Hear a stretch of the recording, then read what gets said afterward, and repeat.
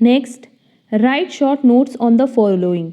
अब देखो यहाँ पे भी ये 7 पॉइंट पूछे हैं, बट ये क्वेश्चन कहाँ का है, आरटीपी नवंबर 2019 का। अगेन हमने पता है एग्जाम में कोई एक ही क्वेश्चन पूछता है 4 मार्क्स का, प्लस एक क्वेश्चन पूछता है 5 मार्क्स का। कभी भी इतने सारे थ्योरी क्वेश्चन आपको एग्जाम में नहीं मिलेंगे। अब इसमें देखो ऑलरेडी जो पॉइंट्स हमने कवर कर लिए हैं वो है फंडामेंटल अकाउंटिंग अजम्पशंस, क्योंकि ये मई 2018 की आरटीपी में भी कवर किया गया था। क्लियर। और देखो जो बिल ऑफ एक्सचेंज का एक पॉइंट है, ये नवंबर 2019 के आरटीपी में भी है और नवंबर 2018 के आरटीपी में भी है। वैसे अगर अकाउंटिंग कन्वेंशन की बात करें तो ये नवंबर 19 के आरटीपी में है, एज वेल एज मई 2020 के आरटीपी में भी इसको कवर किया गया है। तो चलो एक एक पॉइंट डिस्कस करते हैं। First point is objectives of preparing trial balance. अब ट्रायल बैलेंस क्यों बनता है, बिना पढ़े भी हम बता सकते हैं कि सबसे पहला रीज़न होता है अर्थमेटिकल एक्यूरेसी चेक करने के लिए।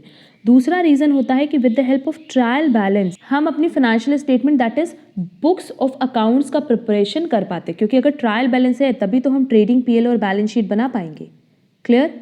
और तीसरा जो ट्रायल बैलेंस है ये बेसिकली क्या है, एक समराइज्ड लेजर माना जाता है, क्योंकि जितने भी लेजर आप बनाते हो सबका बैलेंस आप कहाँ शो करते हो, ट्रायल बैलेंस में।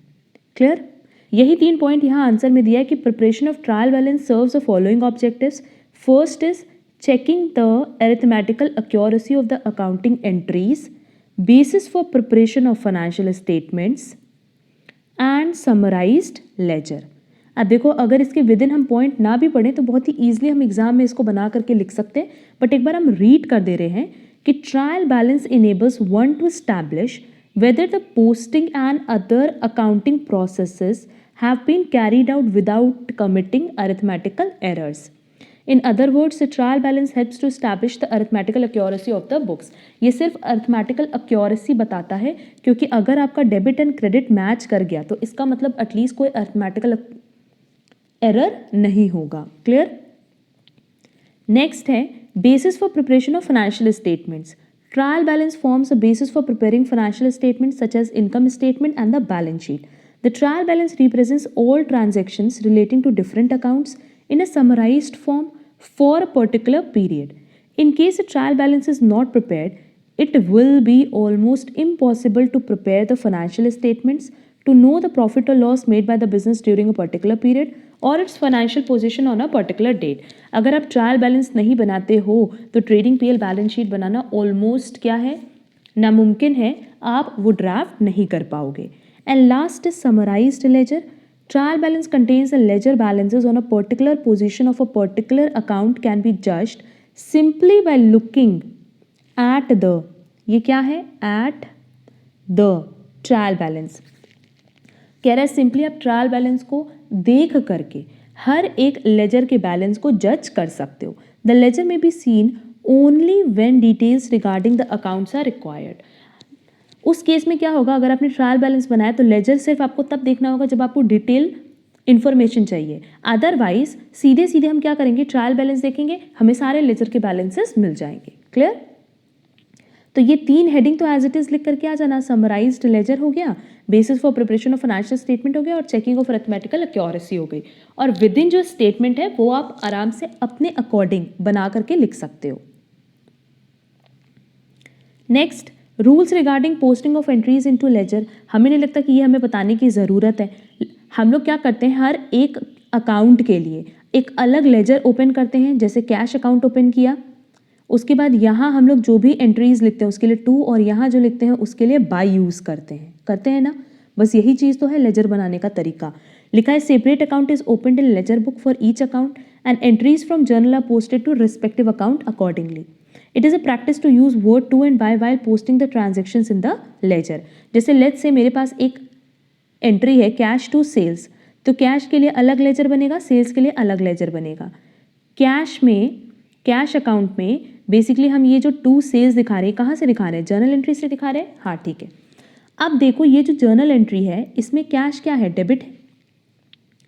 तो जब हम लोग लेजर बनाते हैं कैश अकाउंट का तो उसमें भी वो डेबिट ही होता है, बट उसका रिप्रेजेंटेशन किससे होता है, उस अकाउंट से जो क्रेडिट में दिखाया है। फिर से समझो हम क्या कह रहे हैं, हम कह रहे हैं अगर हमने कैश अकाउंट बनाया इसमें हम क्या दिखा रहे हैं, टू सेल्स, कि ये पैसा कहाँ से आया, सेल से आया। तो अभी भी कैश डेबिट ही है, बट रिप्रेजेंट किससे करते हैं, उस अकाउंट से जिसको हमने जर्नल एंट्री में क्रेडिट किया था। क्लियर? वही चीज़ यहाँ लिखा है, the concerned account debited in the journal should also be debited in the ledger, but reference should be of the respective credit account. Reference देते हैं ना कि कहाँ से ये पैसा मेरे पास आया है। क्लियर है? नेक्स्ट क्वेश्चन है importance of BRS to an industrial unit. ये भी बिना पढ़े हम लोग बहुत ही ईजिली बता सकते हैं। अब देखो, बेसिकली अगर हम लोग इंडस्ट्रीज़ की बात करें तो इंडस्ट्रियल यूनिट्स या इंडस्ट्रीज़ में उनके सारे के सारे काम बैंक से ही होते हैं।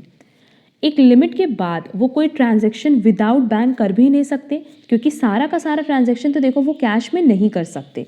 तो एक लिमिट के बाद उनको बैंक का हेल्प लेना होता है। क्लियर? अब ड्यूरिंग द ईयर बहुत सारे चेक इशूड होते हैं, बहुत सारे चेक प्रेजेंट होते हैं।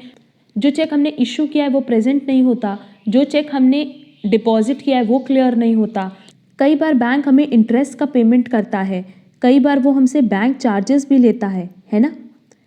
तो अगर हम लोग इंडस्ट्रियल यूनिट की बात करें तो क्योंकि उनका बहुत सारा ट्रांजैक्शन डिपेंड करता है बैंक पे, तो उनके लिए बीआरएस बहुत इंपॉर्टेंट है। क्योंकि बैंक रिकन्सिलेशन स्टेटमेंट मतलब क्या, कि ये सारे के सारे जितने भी ट्रांजैक्शंस हैं उनको रिकन्साइल करना। Banks are essential to modern society, but for an industrial unit, it serves as a necessary instrument in the commercial world. Most of the transactions of the business are done through bank, whether it is a receipt or payment. Rather, it is legally necessary to operate the transactions through bank after a certain limit. All the transactions which have been operated through bank, if not verified properly, the industrial unit may not be sure about its liquidity position in the bank on a particular date. There may be some checks which have been issued but not presented for payment, as well as there may be some deposits which has been deposited in the bank but not collected or credited so far. Some expenses might have been debited or bills might have been dishonored. It is not known to the industrial unit in the time. कैसे पता होगा? इसकी पूरी information तो bank के पास होगी ना, उनके पास तो कोई इन्फॉर्मेशन होगी नहीं। It may lead to wrong conclusions. The errors committed by bank may not be known without preparing BRS. Preparation of BRS prevents the chances of embezzlement. किसी तरह की चोरी होने से भी BRS रोक सकता है। Hence, BRS is very important and is a necessity of an industrial unit as it plays a key role in the liquidity control of the industry. क्योंकि सिंपली देखो, इंडस्ट्रियल यूनिट पूरी तरीके से बैंक पे तो डिपेंड करती है, पर पूरे साल में उन्होंने जो चेक इशू किया है या जो चेक डिपॉजिट किया है या बहुत सारे इंटरेस्ट चार्जेस जो बैंक की तरफ से लगे हैं, उनके बारे में तो इंडस्ट्रियल यूनिट को इन्फॉर्मेशन होती नहीं है। तो कहीं ना कहीं इसकी वजह से उनकी लिक्विडिटी अफेक्ट करेगी, और इसकी हेल्प के लिए बीआरएस बनाया गया है। अगर वो बैंक रिकन्सिलेशन स्टेटमेंट बनाते हैं तो एट द एंड उनको ये पता होगा कि उनकी बैंक की पोजीशन क्या है, और इसकी वजह से कहीं ना कहीं चोरी, दैट इज एम्बेजलमेंट होने के चांसेस भी कम हो जाते हैं। क्लियर? तो इसीलिए बीआरएस बहुत इंपॉर्टेंट रोल प्ले करता है। कहाँ? इंडस्ट्रियल यूनिट्स में। Next point is bills of exchange and various parties to it. ये बिना पढ़े भी हम लोग बता सकते हैं। बिल्स ऑफ एक्सचेंज की बात करें तो इतना याद रखना, ये इंस्ट्रूमेंट है जो रिटन में होता है और ये अनकंडीशनल ऑर्डर होता है। मतलब अगर उस बिल में ये लिखा है कि आफ्टर 3 मंथ्स आपको पेमेंट करना है तो करना है, उस केस में किसी भी तरह का कोई इफ़ और बट या कंडीशन नहीं हो सकती। साइंड बाय द मेकर, जिसने बनाया है वो साइन करेगा, दैट इज ड्रॉवर साइन करेगा। Directing a certain person to pay a certain sum of money to or to the order of certain person or to the bearer of the instrument. When such an order is accepted by the drawee on the face of the order itself, it becomes a valid bill of exchange. तो basically कह रहा है कि bill of exchange क्या होता है? एक instrument जो ड्रॉवर रिटन में देता है, प्रॉपर तरीके से साइंड होता है और अनकंडीशनल ऑर्डर होता है कि इस पर्टिकुलर टाइम पीरियड के बाद ड्रॉवी को एक सम ऑफ अमाउंट पे करना पड़ेगा। अगर ड्रॉवी उसको एक्सेप्ट कर लेता है तो वो भी साइन करेगा, और उस केस में फिर वो बिल क्या बन जाता है? A valid bill of exchange. तो अगर उसके बाद ड्रॉवी ने पेमेंट नहीं किया तो क्योंकि ये बिल ऑफ एक्सचेंज वैलिड हो चुका है, वैलिड बिल ऑफ एक्सचेंज है, तो ड्रॉवर इस ड्रॉवी के ऊपर केस भी फाइल कर सकता है। क्लियर? अब देखो, 3 पार्टीज होती है बिल ऑफ एक्सचेंज में, जो हम स्टार्टिंग से बता रहे हैं। ड्रॉवर जो बेसिकली सेलर होता है और ये बिल ड्रॉ करता है। ड्रॉवी जो बायर होता है जिसको पेमेंट करना होता है, और पेई जिसके पास एट द एंड बिल होता है, दैट इज जिसको पेमेंट मिलनी है, क्योंकि कई बार वो ड्रॉवर भी हो सकता है, कई बार वो पेई भी हो सकता है। पेई कौन हो सकता है? अगर इंडोर्स्ड हो गया हो बिल तो उस केस में पेमेंट किसको मिलेगा? इंडोर्सी को। अगर बैंक से बिल डिस्काउंट कराया गया है तो पेमेंट किसको मिलेगा? बैंक को। तो ये लोग कौन हो जाएंगे? पेई। Clear? Next, fundamental accounting assumptions ऊपर हमने ऑलरेडी डिस्कस कर लिया, वही पॉइंट आपको यहाँ पे भी मेंशन करना है। Next, accounting conventions. अब देखो, अकाउंटिंग कन्वेंशंस में बहुत बार बच्चों को डाउट होता है क्योंकि 3 टर्म्स है, accounting principles, accounting assumptions, accounting conventions. वैसे तो इन तीनों पॉइंट को भी हमने अलग अलग एक्सप्लेन किया हुआ है एक वीडियो में, उसके लिंक हम आपको डिस्क्रिप्शन बॉक्स में प्रोवाइड कर देंगे, बट हम यहाँ पे भी थोड़ा सा डिस्कशन करेंगे कि अकाउंटिंग प्रिंसिपल मतलब सिंपली होता है कि कुछ ऐसा प्रिंसिपल जिसको फॉलो करना मैंडेटरी होता है for all kind of organisation, just like business entity concept. अगर हम लोग बिजनेस एंटिटी कंसेप्ट की बात करें तो बिजनेस एंटिटी कंसेप्ट ये कहता है कि जो बिजनेस का ओनर है और जो बिजनेस है वो अलग अलग पर्सन की तरह ट्रीट किया जाएगा, और क्योंकि वो अलग अलग पर्सन की तरह ट्रीट किया जाता है तभी ड्राइंग जैसा टर्म यूज होता है। क्लियर? तो चाहे सोल प्रोप्राइटर हो चाहे कंपनी हो, हर कोई बिजनेस एंटिटी कंसेप्ट फॉलो करता है। क्यों? क्योंकि अकाउंटिंग प्रिंसिपल है, अजम्पशन है ये। अगर अकाउंटिंग अजम्पशन की बात करें तो अकाउंटिंग अजम्पशन 3 था, going concern, consistency and accrual. वो भी हमने बताया कि हर एक ऑर्गेनाइजेशन फॉलो करती है और जो ऑर्गेनाइजेशन उसको फॉलो नहीं करती उनको उसका डिस्क्लोजर देना पड़ता है। तो अकाउंटिंग कन्वेंशन क्या है? अब देखो, जब आप डे टू डे प्रैक्टिस करते हो, जब डे टू डे आप अपना बिजनेस रन कर रहे हो तो बहुत सारी चीज़ें आप नोटिस करते हो, उनके बेसिस पे आपने जो अकाउंटिंग प्रैक्टिसेस बनाई हैं उनको हम कहते हैं अकाउंटिंग कन्वेंशन। मतलब अकाउंटिंग कन्वेंशन कहीं पे पहले से लिखा हुआ नहीं है, बल्कि जो हम अपने एक तरह से कह लो एक्सपीरियंस के बेसिस पे, अनुभव के बेसिस पे जो अकाउंटिंग प्रैक्टिसेस हमने बनाई हैं टाइम के साथ काम करते करते, उसको हम कहते हैं अकाउंटिंग कन्वेंशन। क्लियर? देखो, लिखा है कि accounting conventions emerge out of accounting practices commonly known as accounting principles adopted by various organizations over a period of time। अब देखो, अकाउंटिंग प्रिंसिपल तो हम फॉलो करते ही करते हैं। जब अकाउंटिंग प्रिंसिपल को फॉलो करते हैं अपने डे टू डे लाइफ में तो बहुत सारा वहाँ पे नया पॉइंट मिलता है, और उस पॉइंट के बेसिस पे हम अपनी अकाउंटिंग प्रैक्टिसेस बनाते हैं जिसको हम कहते हैं accounting conventions. These conventions are derived by usage and practice. The accountancy bodies of the world may change any of the convention to improve the quality of accounting information. Accounting conventions need not have universal application. कैसे होगा universal application? खुद सोचो, ये जो accounting convention है ये तो on the basis of experience है, और हर किसी का एक्सपीरियंस अपने अपने बिजनेस को लेके अलग होता है, तो नो डाउट उनके लिए अकाउंटिंग प्रैक्टिसेस भी क्या होंगी? डिफर करेंगी इंडस्ट्री टू इंडस्ट्री। बट हर एक अकाउंटिंग कन्वेंशन की बात करें तो ये यूनिवर्सली एक्सेप्टेड हो या यूनिवर्सल इसका एप्लीकेशन हो, इसकी कोई गारंटी नहीं है। एंड इसके अलावा जो अकाउंटिंग बॉडीज़ हैं वो इसको किसी भी पॉइंट ऑफ टाइम पे चेंज कर सकती हैं अगर उनको अकाउंटिंग इन्फॉर्मेशन की क्वालिटी को इम्प्रूव करना हुआ तो। क्लियर? एंड लास्ट पॉइंट है हमारा इसका क्वेश्चन नंबर 12 का, machine hour rate method of calculating depreciation. ये भी हम लोगों को पता है कि what is machine hour rate. देखो, मशीन आवर रेट में हम लोग क्या करते हैं कि किसी मशीन की यूजफुल लाइफ नहीं बता के ये बताते हैं कि जब तक ये मशीन है तब तक ये कितने घंटे काम कर सकती है। लेट्स से हम कह रहे हैं कि 40,000 घंटे काम कर सकती है, तो टोटल इसकी लाइफ कितनी हो गई? 40,000 मशीन आवर्स की। अब लेट्स से फर्स्ट ईयर हमने 4,000 मशीन आवर्स यूज़ कर लिया। क्लियर? तो डेप्रिसिएशन हम लोग सीधे सीधे कैसे कैलकुलेट करते हैं वो देख लो। Cost of asset minus scrap value multiply जितना हमने करंट ईयर में मशीन आवर्स यूज़ किया दैट इज़ 4,000 डिवाइडेड बाय जितना टोटल ये मशीन आवर्स प्रोवाइड कर सकती है दैट इज़ 40,000। यही है मशीन आवर रेट मेथड। देखो यहाँ पे लिखा भी है, where it is practicable to keep a record of the actual running hours of each machine, depreciation may be calculated on the basis of hours that the concerned machinery worked for.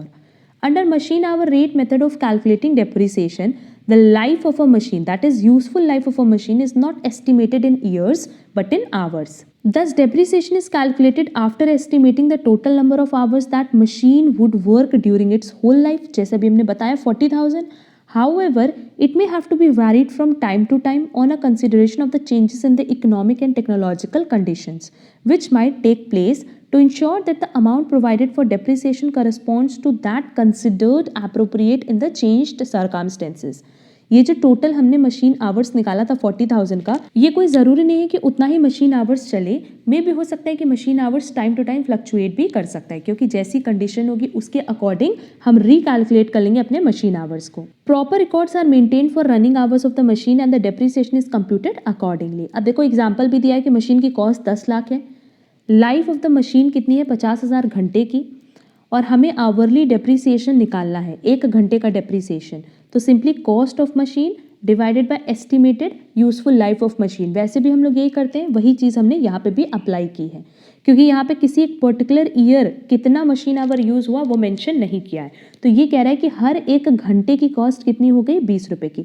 अगर आप 1 our machine use करते हो तो उसकी cost कितनी है 20 rupees. Clear. तो यहाँ देखो एग्जाम्पल दिया है कि if the machine runs for से 2000 hours in a particular period, तो डेप्रिसिएशन कितना हो जाएगा 40,000. अब अगर मान लो ये 2000 ऑलरेडी क्वेश्चन में गिवन होता तो हम इस तरीके से भी कैलकुलेट कर सकते थे, 10 लाख इंटू 2000 डिवाइडेड बाय 50,000, तो भी हमारा आंसर कितना आता 40,000. Clear. Next, differentiate between provision and contingent liability. ये हमने ऑलरेडी क्वेश्चन नंबर 1 में डिस्कस कर लिया था, वही चीज़ हमने आंसर में लिखा है कि already discussed above in question number 1. Question number 1 जो पास्ट ईयर एग्जाम में क्वेश्चन आया हुआ था, वहाँ पे हमने देखा था difference between provision and contingent liability. अब देखो ये आरटीपी मई 2020 में वापस से क्वेश्चन रिपीट किया है.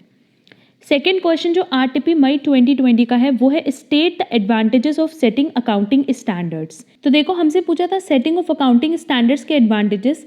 अकाउंटिंग स्टैंडर्ड को सेट करने के ना बहुत सारे एडवांटेज होते हैं, बट बेसिकली 3 मेन एडवांटेज होते हैं.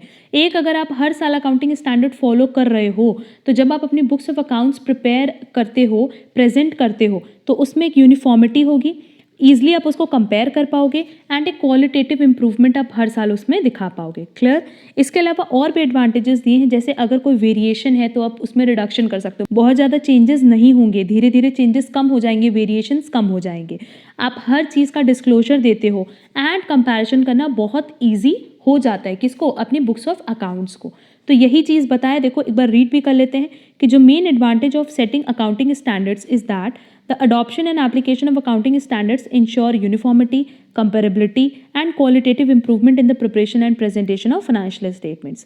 The other advantages are reduction in variations, disclosure beyond that required by law, and ease in comparison. ये तो सिंपल था कि सिंपली ये चीज़ कह रहा है कि अगर आप अकाउंटिंग स्टैंडर्ड फॉलो करते हो तो नो डाउट अकाउंटिंग स्टैंडर्ड किस चीज़ के लिए फॉलो करोगे? अपनी फाइनेंशियल स्टेटमेंट को प्रिपेयर एंड प्रेजेंट करने में. तो अगर आप ऐसा करते हो तो uniformity, comparability and qualitative improvement की गारंटी होती. क्लियर. नेक्स्ट, अगेन देखो आरटीपी का क्वेश्चन है मई 2020 का, जहाँ पे हमसे शॉर्ट नोट लिखने बोला है. फर्स्ट है trade bill versus accommodation bill, next is measurement and next advantages of subsidiary books. देखो सबसे पहले डिस्कशन कर लेते हैं कि what is trade bill and what is accommodation bill. Trade bill वो होता है जो एक्चुअल में सेल एंड परचेज के लिए यूज़ किया जाता है. मतलब जब आप क्रेडिट पे सेल परचेज करते हो तो उस केस में जो बिल यूज़ होता है उसको हम कहते हैं trade bill. But accommodation bill कभी भी ट्रेडिंग के पर्पज से नहीं होता है, बल्कि ये यूज़ होता है फॉर म्यूचुअल हेल्प. मतलब अगर 2 पार्टी को फंड्स की रिक्वायरमेंट है तो वो हेल्प लेती है किसकी? अकोमोडेशन बिल की. तो नो डाउट इन दोनों में बहुत बड़ा डिफरेंस है कि ट्रेड बिल यूज़ होता है for trading purpose, that is for sale and purchase. जब हम क्रेडिट पे सेल परचेज करते हैं तो उस टाइम जो बिल इशू होता है उसको ट्रेड बिल कहते हैं. बट अकोमोडेशन बिल सिर्फ 2 लोगों की म्यूचुअल हेल्प के लिए होता है. क्लियर. तो चलो हम लोग देख लेते हैं आंसर में जो डिफरेंस दिया है. फर्स्ट हमारा डिफरेंस है trade bills are usually drawn to facilitate trade transmission, जैसा अभी हमने ऊपर बताया था. That is these bills are meant to finance actual purchase and sale of goods. मतलब ए लेट्स से सेलर है और बी बायर है. ए ने बी को अगर क्रेडिट पे गुड्स सेल किया है तो बदले में बी को पैसे देने हैं. अब बी क्या करेगा कि एक बिल इशू कर देगा जिसको हम लोग बेसिकली क्या कहते हैं? Bills of exchange. क्लियर. तो ये किस पर्पस के लिए यूज हो रहा है? For trading purpose. But on the other hand, an accommodation bill is one which is drawn, accepted or endorsed for the purpose of arranging financial accommodation for one और more interested parties. मतलब तो सिर्फ और सिर्फ ये mutual help के लिए use होता है। जहां दो पार्टीज को फंड्स की रिक्वायरमेंट होती है वहां वो क्या यूज करते हैं, अकोमोडेशन बिल। क्लियर। देखो यहाँ पे सिंपली लिखा हुआ है the purpose of arranging financial accommodation. Next, on discount of a trade bill. जब ट्रेड बिल डिस्काउंट कराते हैं बैंक से तो बैंक जो भी पैसा देती है आफ्टर डिस्काउंट वो कौन रख लेता है, ड्रॉवर रख लेता है। बट अकोमोडेशन बिल में ऐसा नहीं होता। अकोमोडेशन बिल में अगर बैंक से आपने बिल डिस्काउंट कराया तो आफ्टर डिस्काउंट जो पैसा मिलता है उस अमाउंट को दो लोगों में डिवाइड किया जाता है, ड्रॉवर में एज वेल एज ड्रॉवी में। वो भी किस रेशियो में, अग्रीड रेशियो में। क्यों, क्योंकि उन दोनों को ही पता है कि ये म्यूचुअल हेल्प के लिए है। देखो लिखा है कि on discount of a trade bill full amount is written by the drawer. In an accommodation bill, however, the amount may be shared by the drawer and the drawer in the agreed ratio. Next, trade bill is drawn for some consideration. मतलब कुछ ना कुछ आपको in return मिलता है तभी trade bill draw होता है। जैसे सिंपली हम लोग कह रहे हैं कि अगर हमने गुड्स सेल किया है क्रेडिट पे तो हमने कुछ ना कुछ दिया तभी हमें बदले में क्या मिल रहा है, trade bill. But accommodation bill में ऐसा नहीं होता है। Accommodation bill is drawn and accepted without any consideration. जब दो लोग म्यूचुअल हेल्प की बात कर रहे हैं तो वहां पे किसी भी तरह का कोई कंसिडरेशन नहीं इन्वॉल्व होता है। Next, trade bill acts as an evidence of indebtedness while accommodation bill acts as a source of finance. कि ट्रेड बिल अगर देखा जाए तो ये एक एविडेंस है, सबूत है किस चीज का, कि हमने उधार पे गुड्स बेचा है। बट अगर अकोमोडेशन बिल की बात करें तो बेसिकली इसको यूज किया जाता है as a source of finance. Clear. Next, in order to recover the debt the drawer can initiate legal action on a trade bill. ये हमने पहले भी बताया था कि अगर हम ट्रेड बिल की बात करें तो ये लीगल है और हम कह सकते हैं कि वैलिड है। दैट इज अगर ड्रॉवी से पैसा नहीं मिला तो ड्रॉवर उसके अगेंस्ट लीगल एक्शन भी ले सकता है, केस भी फाइल कर सकता है। But in accommodation bill legal remedy for the recovery of amount may not be available for immediate parties. But ऐसा अकोमोडेशन बिल में नहीं भी हो सकता है। रीजन बीइंग वहाँ म्यूचुअल हेल्प है तो एक म्यूचुअल अंडरस्टैंडिंग होगी। तो जब म्यूचुअल अंडरस्टैंडिंग है तो कहीं ना कहीं आप लीगल एक्शन नहीं ले सकते। तो ओवरऑल ये 5 पॉइंट है trade bill versus accommodation bill में। सबसे पहला, ट्रेड बिल ट्रेडिंग पर्पस के लिए यूज होता है पर अकोमोडेशन बिल फाइनेंशियल अकोमोडेशन के लिए यूज होता है। ट्रेड बिल में पूरा पैसा डिस्काउंट पे किसको मिलता है, ड्रॉवर को। बट अकोमोडेशन बिल में वो जो अमाउंट है आफ्टर डिस्काउंटिंग वो ड्रॉवर एंड ड्रॉवी में डिस्ट्रीब्यूट होती है in the agreed ratio. Trade bill कुछ ना कुछ कंसिडरेशन के रिटर्न में मिलता है, that is something in return. But अगर अकोमोडेशन बिल की बात करें तो वो विदाउट एनी कंसिडरेशन होता है। ट्रेड बिल एक सबूत है कि हमने उधार पे गुड्स बेचा है, पर अकोमोडेशन बिल सिर्फ और सिर्फ सोर्स ऑफ फाइनेंस होता है। एंड लास्ट पॉइंट कि if in case trade bill में ड्रॉवर को पैसा नहीं मिला तो वो लीगल एक्शन ले सकता है, बट ऐसा ऑप्शन अकोमोडेशन बिल में अवेलेबल नहीं है। क्लियर। तो ये 5 पॉइंट थे डिस्टिंक्शन के। Next, measurement. अब देखो मेजरमेंट के लिए अगर हम लोग बोले तो नो डाउट अकाउंटिंग में मेजरमेंट का एक बहुत ही वाइटल रोल है। रीजन बीइंग कि हम लोग अकाउंट्स में सिर्फ वो चीज़ रिकॉर्ड करते हैं जो मॉनेटरी टर्म्स में कन्वर्ट हो सकती है। तो बेसिकली हमने किसको बेस लिया है, मनी को। बेसिकली हम लोग मनी को कैसे यूज कर रहे हैं, मनी को ही यूज किया जा रहा है फॉर मेजरमेंट पर्पस। तो यही चीज बताया है कि अकाउंटिंग में मेजरमेंट का एक बहुत वाइटल रोल है। सिंपली सिर्फ यही पॉइंट आपको याद भी रखना है क्योंकि जो भी ट्रांजैक्शंस हैं, जो भी इवेंट्स हैं जो मॉनेटरी टर्म्स में कन्वर्ट हो सकते हैं सिर्फ वही बुक्स में रिकॉर्ड किए जाते हैं। क्लियर। तो हमने यहाँ पे मेजरमेंट के लिए क्या बेस लिया है, मनी। लिखा है measurement is vital aspect of accounting, primarily transactions and events are measured in terms of money. Any measurement discipline deals with 3 basic elements of measurement, viz.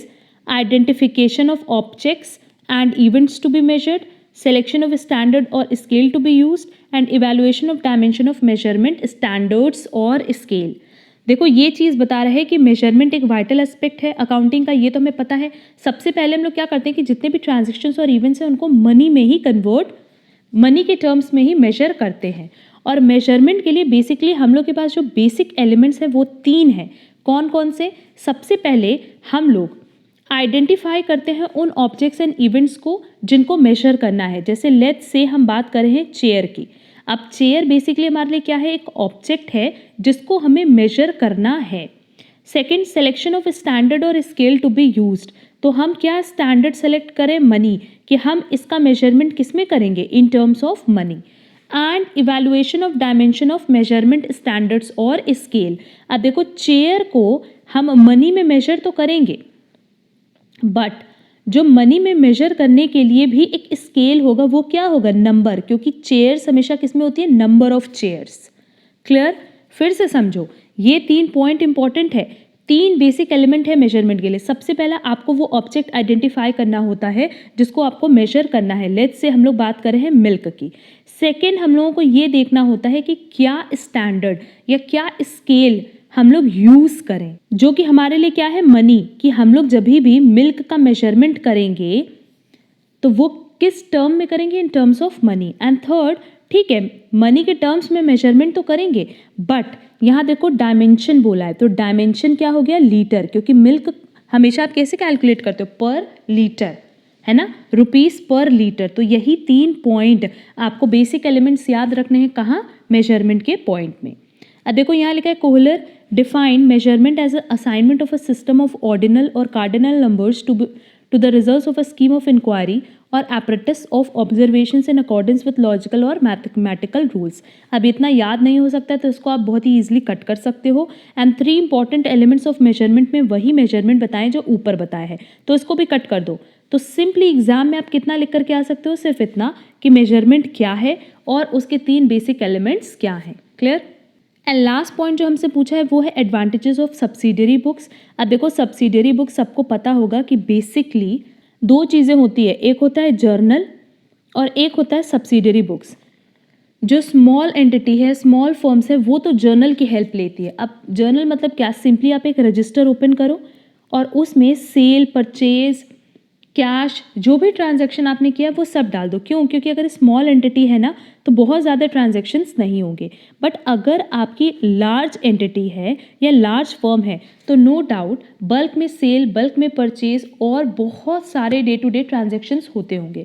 तो उनको हम अगर एक जर्नल में रिकॉर्ड करेंगे ना तो हमारे लिए सबसे बड़ा नुकसान क्या होगा कि उससे जब हमें लेजर बनाना होगा तो भी हमें प्रॉब्लम होगी, एंड अगर हमें कोई एंट्री फाइंड आउट करनी है तो उसमें भी हमें कहीं ना कहीं प्रॉब्लम क्रिएट होगी। इसीलिए हम लोग किसकी हेल्प लेते हैं, सब्सिडियरी बुक्स की। और सब्सिडियरी बुक्स में बेसिकली क्या क्या चीज़ें हैं, कैश बुक है, सेल्स बुक है, सेल्स रिटर्न बुक है, परचेज बुक है, परचेज रिटर्न बुक है एंड जर्नल है। इसके अलावा अगर इंस्टीट्यूट की मैट के हिसाब से देखेंगे तो बिल्स रिसीवेबल भी है और बिल्स पेबल भी है। तो सिंपली सबके लिए एक आपने अलग अलग बुक्स मेंटेन की है।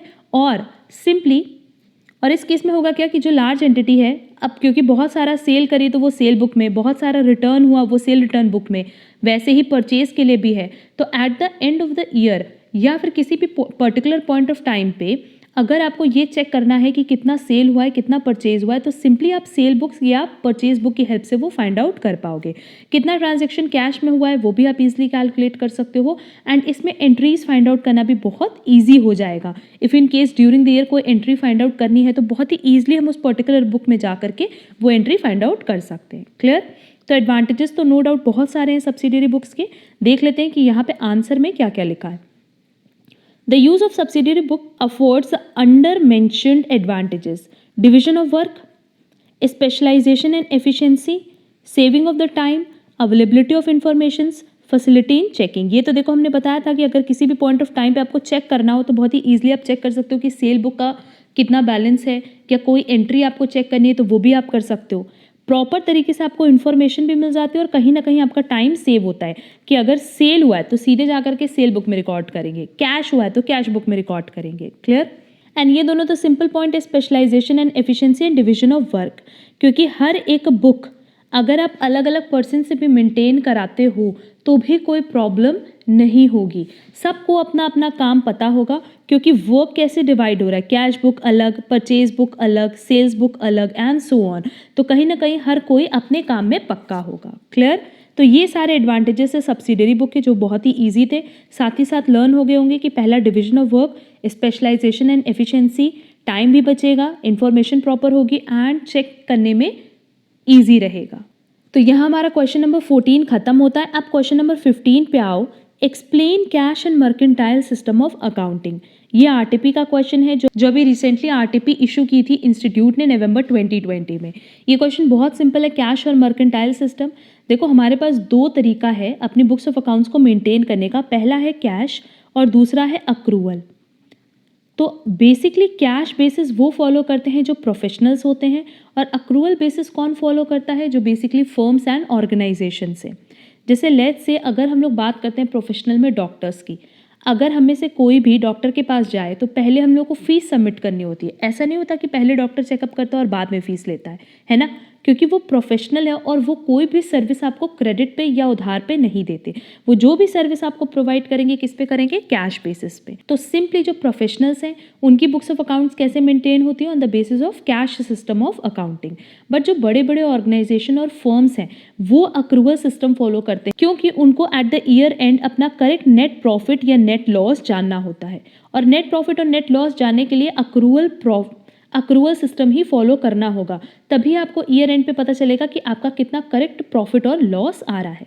अब अक्रूवल मतलब क्या, कि सिंपली जो भी ट्रांजैक्शन करंट ईयर से रिलेटेड है, जो भी ट्रांजैक्शन करंट ईयर से रिलेटेड है वो आप अपनी बुक्स ऑफ अकाउंट्स में रिकॉर्ड करोगे।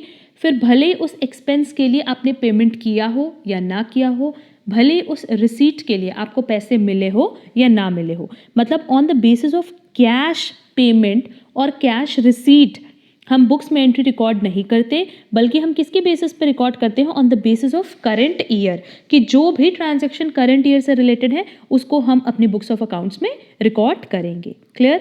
अब देखो यहाँ से रीड कर लेते हैं आंसर। लिखा है cash system of accounting is a system by which a transaction is recognised only if cash is received और paid. In cash system of accounting, entries are made only when cash is received or paid. No entry being made when a payment or receipt is merely due. मतलब जब पैसा आएगा तो हम books में record करेंगे, जब पैसा जाएगा तो हम बुक्स में रिकॉर्ड करेंगे, बट अगर कुछ ड्यू भी है तो हम उसको बुक्स में रिकॉर्ड नहीं करेंगे। Cash system is normally followed by professionals, educational institutions और NPOs. But on the other hand, mercantile system of accounting is a system of classifying and summarizing transactions into assets, liabilities, equity, cost, revenues, and recording thereof. A transaction is recognized when either a liability is created or impaired and an asset is created or impaired. A record is made on the basis of amounts having become due for payment or receipt, irrespective of the fact whether payment is made or received actually. Mercantile system of accounting is generally accepted accounting system by business entities. तो simply इसमें यही चीज़ लिखा है कि आपको पैसे मिले या ना मिले, आपने पेमेंट की हो या ना की हो, बट अगर वो करंट ईयर से रिलेटेड है तो वो आप करंट ईयर की बुक्स में रिकॉर्ड करोगे। बट कैश सिस्टम में ऐसा नहीं होता। कैश सिस्टम में जब पैसा आता है तब हम रिकॉर्ड करते हैं, जब पैसा जाता है तब हम रिकॉर्ड करते हैं। उसमें कभी भी कोई ड्यू अमाउंट हम बुक्स में रिकॉर्ड नहीं करते। क्लियर। तो होपफुली ये समझ में आ गया होगा और आप बहुत ही ईजिली इसको अपने तरीके से प्रेजेंट कर सकते हो एग्जाम में। नेक्स्ट देखो, right short notes on the following. Fundamental accounting assumption already discuss कर लिया है। Objectives of preparing trial balance, इसमें भी 3 पॉइंट डिस्कस किए थे।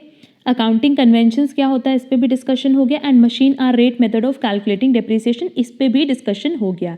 ये बेसिकली आरटीपी में क्वेश्चन इंक्लूड किया गया था नवंबर 2020 के, बट यही सेम क्वेश्चंस आरटीपी नवंबर 2019 में कवर किए जा चुके थे। तो हमने ऊपर डिस्कस कर लिया था ये सारा क्वेश्चन, इसलिए यहाँ दोबारा डिस्कशन नहीं कर रहे हैं। Next, distinguish between money measurement concept and matching concept, इस पे ऊपर डिस्कशन हो चुका है। Define revenue receipts and give examples, how are these receipts treated, explain, इस पे भी हमने ऊपर डिस्कशन कर लिया है। ये दोनों क्वेश्चन आरटीपी मई 2018 में इंक्लूड किए हुए हैं। बट जो पहला क्वेश्चन था money measurement concept and matching concept, ये आरटीपी ऑफ नवंबर 2019 में भी कवर किया हुआ था। और सेकेंड क्वेश्चन भी हमने ऊपर पढ़ा था रेवेन्यू रिसीट्स वाला, और ये क्वेश्चन भी ना आरटीपी नवंबर 2019 में कवर किया हुआ था। क्वेश्चन नंबर 11 सेम क्वेश्चन था। तो देखो यहाँ ये दोबारा आंसर लिखा है, इसको हम कट कर दे रहे हैं क्योंकि यही सेम आंसर ऊपर भी लिखा है जो हम डिस्कस कर चुके हैं। और नेक्स्ट थर्ड पॉइंट क्या था आरटीपी ऑफ मई 2018 में, change in accounting policy may have a material effect on the items of financial statement. Explain the statement with the help of an example simply कह रहा है कि अगर आप accounting policy change करते हो, जैसे लेट्स से आपने लीफो की जगह अब फीफो यूज़ किया, तो इफ़ इन केस कोई मटेरियल चेंज हुआ जिसको आप मॉनेटरी टर्म्स में कन्वर्ट कर सकते हो, तब तो आप उसको बुक्स ऑफ अकाउंट्स में रिकॉर्ड करोगे, अदरवाइज आप उसको रिकॉर्ड नहीं करोगे। क्लियर? बस यही चीज़ बता रहा है यहाँ पे कि change in accounting policy may have a material effect on the items of financial statements. For example, cost formula used for inventory valuation is changed from weighted average to FIFO unless the effect of such change in accounting policy is quantified. मतलब जिसको आप calculate कर सको, जब तक कि नहीं, मतलब जब तक अगर ये जो चेंज हो रहा है अकाउंटिंग पॉलिसी में, अगर इसको कैलकुलेट नहीं किया जा सकता है तो the financial statement may not help the user of account. So उस केस में जिस चीज़ को आप कैलकुलेट ही नहीं कर सकते, आप उसको फाइनेंशियल स्टेटमेंट्स में दिखा भी नहीं सकते, तो जब आप फाइनेंशियल स्टेटमेंट में नहीं दिखाओगे तो क्या आप यूजर ऑफ अकाउंट्स की हेल्प कर सकते हो? नहीं कर सकते हो। क्लियर? यही चीज़ हमने स्टार्टिंग में भी बोला कि अगर किसी अकाउंटिंग पॉलिसी में चेंज हो रहा है जिसका मटेरियल इफेक्ट, मतलब कहीं ना कहीं इफेक्ट पड़ेगा फाइनेंशियल स्टेटमेंट पे, तो उसको हमें बुक्स में कब रिकॉर्ड करना है या हमें उसको डिस्क्लोज कब करना है? सिंपली जब हम उस चेंज को क्वांटिफाई कर सकें, दैट इज कैलकुलेट कर सकें। और अगर कैलकुलेट ही नहीं कर सकते तो फिर हम उसको फाइनेंशियल स्टेटमेंट में रिकॉर्ड नहीं करेंगे। Next, write short notes on any of the three of the following. Basically RTP का क्वेश्चन है नवंबर 2018 का। अब देखो इसमें पहला है डबल एंट्री सिस्टम, दूसरा importance of BRS to an industrial unit जो कि ऑलरेडी कवर्ड किया था RTP of November 2019, and last है जर्नल। अब देखो ये इतना सिंपल पॉइंट है कि हमें नहीं लगता इस पर हमें डिस्कशन की ज़रूरत है, फिर भी हम थोड़ा बहुत डिस्कशन करेंगे कि अगर हम बात करें डबल एंट्री सिस्टम की, तो no doubt double entry system मतलब क्या कि अगर आप एक अकाउंट को डेबिट कर रहे हो तो एक को आपको क्रेडिट करना होगा। आप कभी भी नहीं देखोगे कि कोई एक ऐसी एंट्री है जिसमें लिखा हो कि cash account debit, that's it. कभी ऐसा देखा है? नहीं, क्योंकि हम लोग डबल एंट्री सिस्टम फॉलो करते हैं जब हम लोग अपनी बुक्स ऑफ अकाउंट्स मेंटेन करते हैं, और हर एक ट्रांजैक्शन जो हम बुक्स में रिकॉर्ड करते हैं उसके दो एस्पेक्ट्स होते हैं, एक डेबिट और एक क्रेडिट। क्लियर? देखो यहाँ पे लिखा भी, हम इसको पूरा बहुत ज़्यादा रीड नहीं कर रहे हैं, रीजन बीइंग ये सिंपल क्वेश्चन है। देखो यहाँ लिखा है कि every transaction has two aspects and according to this system both aspects are recorded. Clear? अब इसका एडवांटेजेस हम बता देते हैं। एडवांटेजेस देख लो। By the use of this system, the accuracy of the accounting work can be established through the device of trial balance. क्योंकि आप double entry system follow कर रहे हो, इसलिए आप जो भी अकाउंटिंग वर्क करोगे उसकी एक्यूरेसी सेट हो सकती है। और simply with the help of trial balance हम अपनी अकाउंटिंग वर्क करते हैं, that is books of accounts को प्रिपेयर करते हैं। तो ट्रायल बैलेंस में भी तो डेबिट और क्रेडिट होता है, ये किसकी वजह से होता है? Due to double entry system. Next, the profit earned or loss suffered during a period can be ascertained together with details। क्योंकि अगर हम डबल एंट्री सिस्टम फॉलो कर रहे हैं तभी हम ट्रायल बैलेंस बना पा रहे हैं और तभी हम अपनी books of accounts that is financial statement prepare कर पा रहे हैं, trading PL and balance sheet. और अगर ट्रेडिंग पीएल बना रहे हैं तो ही तो हमें नेट प्रॉफिट और लॉस का पता चल पाएगा। Clear? Next, the financial position of the firm or the institution concerned can be ascertained at the end of each period through preparation of the balance sheet। देखो हमने ये फर्स्ट पॉइंट में ही clear कर दिया। Next, the system permits accounts to be kept in as much detail as necessary and therefore affords significant information for the purpose of control etc. And last point है, result of 1 year may be compared with those of previous year and reason for the change may be ascertained. It is because of these advantages that the double entry system has been used extensively in all the countries। तो simply ये चीज़ बता रहा है कि अगर आप double entry system follow कर रहे हो तो आप प्रॉपर तरीके से ट्रायल बैलेंस बना पाओगे। अगर आप ट्रायल बैलेंस बना पा रहे हो तो आप अपनी financial statement that is trading PL and balance sheet बना पाओगे। With the help of trading PL आप प्रॉफिट लॉस फाइंड आउट कर पाओगे and with the help of balance sheet आपकी फाइनेंशियल पोजीशन आपको पता चल पाएगी। इसके अलावा ये चीज़ बता रहा है कि ये जो डबल एंट्री सिस्टम है ये प्रॉपर तरीके से आपके अकाउंट्स को, मतलब जितनी इन्फॉर्मेशन चाहिए उसके बेसिस पे वो मेंटेन करता है, सो दैट अगर आप एट द एंड चाहो या किसी भी पर्टिकुलर पीरियड ऑफ टाइम पे चाहो तो आप उस पर कंट्रोल या चेक रख सकते हो। And due to double entry system जब आपकी हर साल की books same double entry system पे बन रही है तो कहीं ना कहीं आप एक साल का जो रिजल्ट है वो दूसरे साल से कंपेयर कर सकते हो। तो ये सारे के सारे एडवांटेजेस से किसके? डबल एंट्री सिस्टम के। तो ये तो सिंपल पॉइंट था, बहुत ज़्यादा डिटेल डिस्कशन इसलिए हम नहीं कर रहे। अब जो सेकंड पॉइंट था बीआरएस वाला वो हमने ऑलरेडी ऊपर डिस्कस किया है। लास्ट है जर्नल। देखो इसको हम डिस्कस नहीं करेंगे क्योंकि जर्नल हम सबको पता है कि व्हाट इज जर्नल। जर्नल एक ऐसी बुक है जहाँ सारे के सारे ट्रांजैक्शंस आपके बिजनेस के फर्स्ट टाइम एंटर होते हैं। और जर्नल में हम लोग बेसिकली क्या करते हैं? डेबिट और क्रेडिट दिखाते हैं। 5 कॉलम होता है, पहला डेट का, फिर पर्टिकुलर का, फिर लेजर फोलियो, फिर अमाउंट। इस पॉइंट को आप एक बार खुद से रीड कर लेना। क्लियर? नेक्स्ट क्वेश्चन देखेंगे, explain in brief objectives of preparing trial balance. देखो ये क्वेश्चन कितनी बार रिपीट किया। अब ये आरटीपी का क्वेश्चन नहीं है, ये मॉक टेस्ट पेपर में कवर किया हुआ क्वेश्चन है जो कि अगस्त 2018 में इंस्टीट्यूट ने इशू की थी और ये 5 मार्क्स की कवरेज वहाँ पे की हुई थी। तो ये क्वेश्चन देखो तीसरी बार आया है कि ट्रायल बैलेंस को जो हम प्रिपेयर करते हैं तो उसके ऑब्जेक्टिव्स क्या होते हैं। एक बार पास्ट ईयर पेपर में कवर किया, एक बार एमटीपी में कवर किया और एक बार आरटीपी में कवर किया। और क्या दिया हुआ है, what are the rules of posting journal entries in the ledger, explain in brief. इस पे भी हम लोग पहले डिस्कशन कर चुके हैं। ऊपर 3 पॉइंट्स जो दिए हुए थे उस पर हमने ब्रीफ डिस्कशन किया था। तो ये एमटीपी में भी कवर किया है और आरटीपी ऑफ नवंबर 2019 में भी कवर किया हुआ है। अब देखो यहाँ पे हमने फिर से आंसर लिख दिया है, तो इस आंसर को आप कट कर देना क्योंकि यही सेम आंसर ऊपर भी लिखा हुआ है। अब देखो हमारे पास लास्ट क्वेश्चन है ये, और ये जो क्वेश्चन है ना, ये लास्ट क्वेश्चन है MTP, RTP and past year को इंक्लूड करके।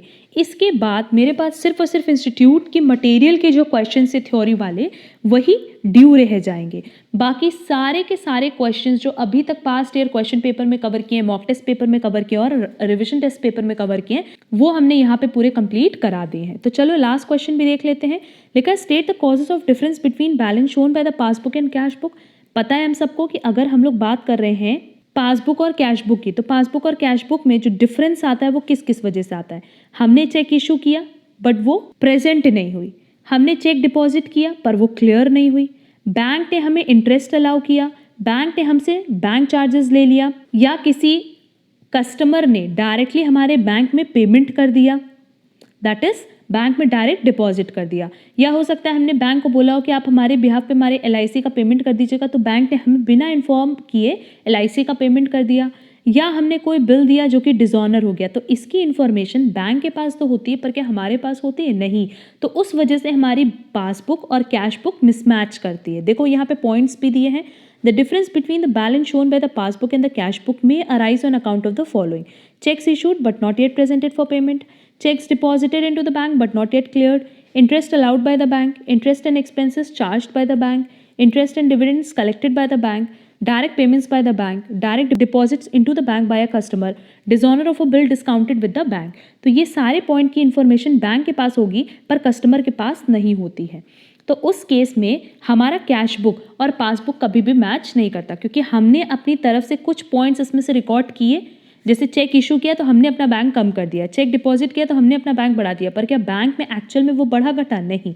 बैंक ने जब हमें इंटरेस्ट अलाउ किया तो उसकी इन्फॉर्मेशन हमारे पास नहीं थी, तो हमारी कैश बुक क्या होगी? घट करके दिख रही होगी।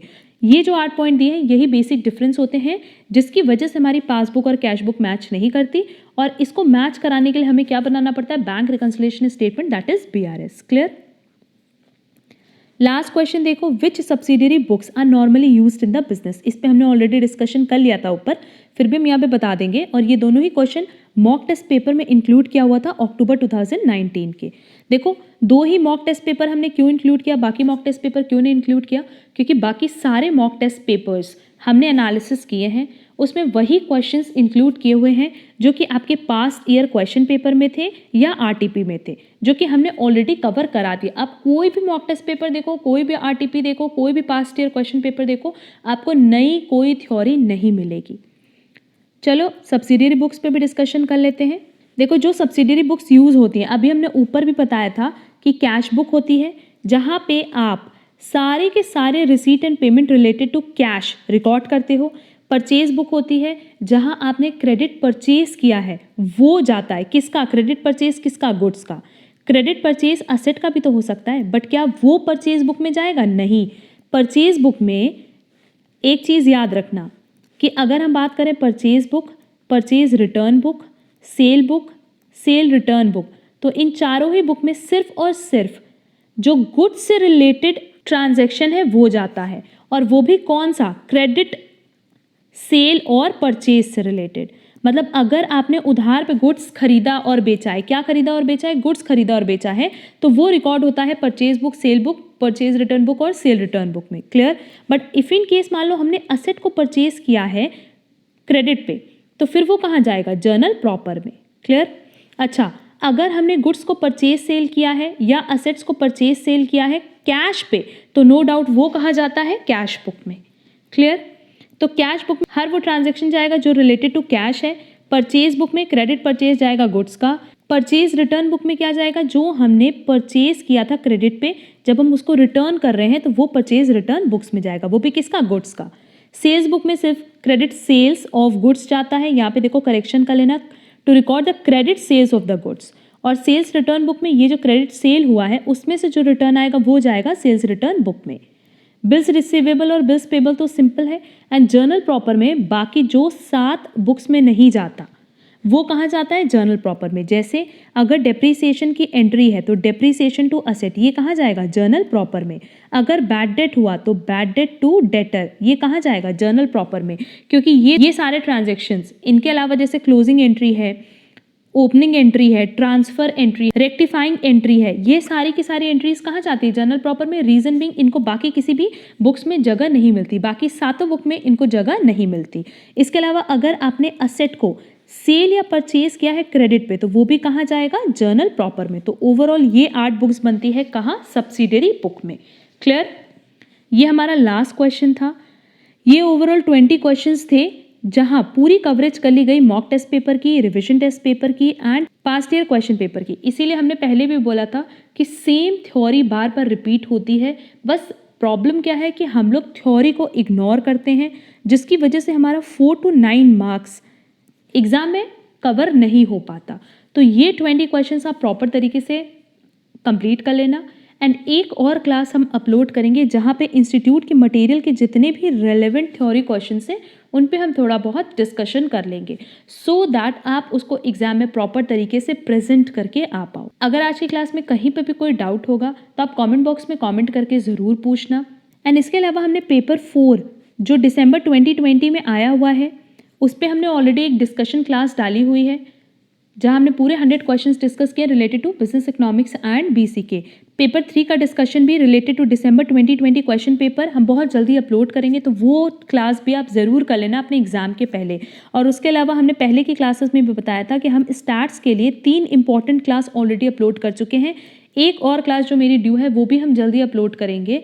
और ये सारे क्वेश्चंस बहुत रेलेवेंट है आपके एग्जाम पॉइंट ऑफ व्यू से, फिर आप 2021 के लिए आपका एग्जाम ड्यू हो या 2022 के लिए, किसी भी अटेम्प्ट के लिए ये सारे क्वेश्चंस बहुत रेलेवेंट है। क्लियर? आज के लिए बस इतना। Thank you so much.